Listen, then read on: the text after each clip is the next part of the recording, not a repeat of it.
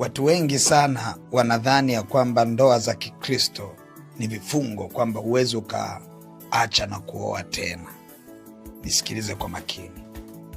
Biblia inasema hivi katika kitabu cha Mathayo sura ile ya 5 mstari wa 31.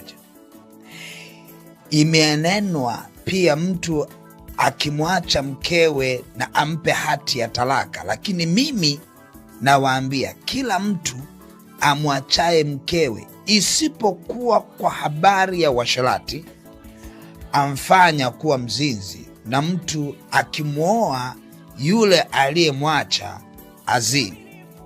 Angalia, anakemea habari ya talaka, lakini anaielezea ya kwamba isipokuwa kwa uasherati. Maana yake nini?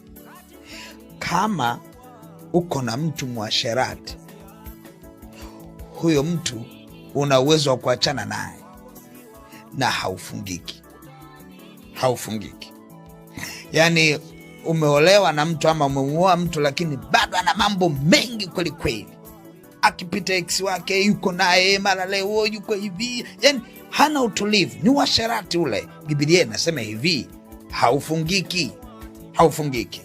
Achana naye, njoo pata mtu wako mzuri mwingine.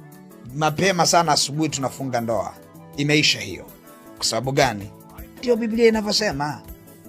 Hakuna kile kifungu ambacho Biblia inasema ya kwamba ile mpaka kifo kitutenganishe basi ndio pekee kinachosimamiwa. Hapana.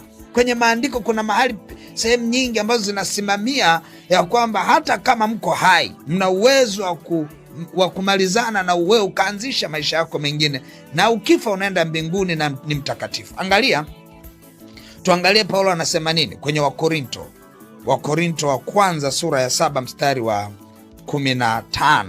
Anasema hivi, lakini yule asiyeamini akiondoka na aondoke, hapo huyo ndugu mume au ndugu mke hafungiki.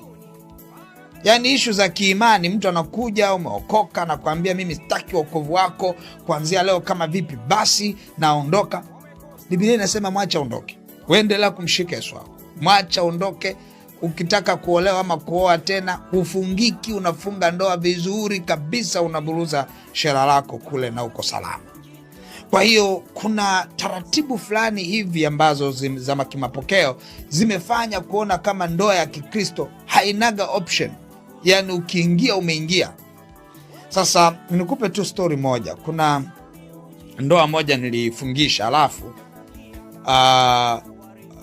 bibi kaondoka,